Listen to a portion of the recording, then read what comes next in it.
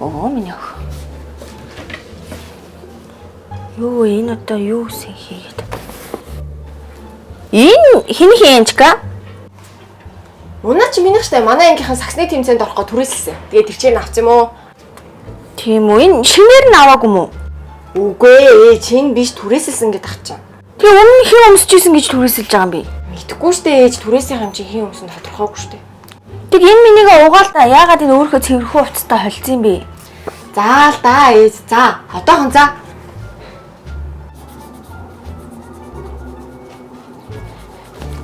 Ээж интернет суугаад агч хэлтэй тэхүү. Хүүе янжин тулмаа. Яасан бэ тэр чинь угаасаа хугацаанд дуусаад тэгээл дуусчлаа штэ. Үгүй тэр интернет яах вэ? Юу үнэртэй байгаа юм бэ? Сух савирч үнэртэй болцсон юм шүү. Удаан үнэрсэн чи тийм ч юм уу? Йоо бис мэдээд ийсэн.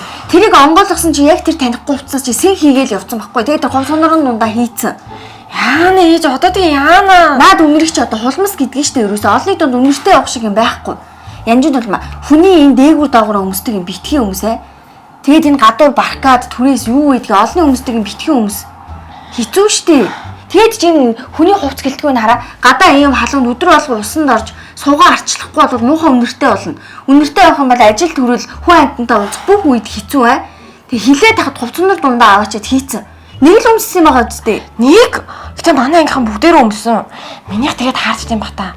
Тэр гаргаж хайнаа гэсэн. Гэхдээ тэр харих нь яг тэр чаа чи битгээс одоо асуу мэдв. Тэгээд тэр ус цасан цай ороод тэр тос мосноосоо түүрх ойлгосноо. За.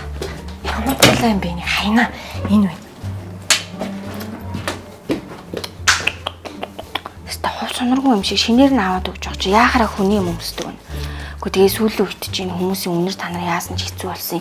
Яг хувц унараас холиод энэ одоо паркатны дээл тэгэл тэр одоо гадуур байдаг түрээсийн хувц. Тэгээд энэ хүүхдүүд нэгээ сайн найзууд гэл хувц унараас олчих юм л та.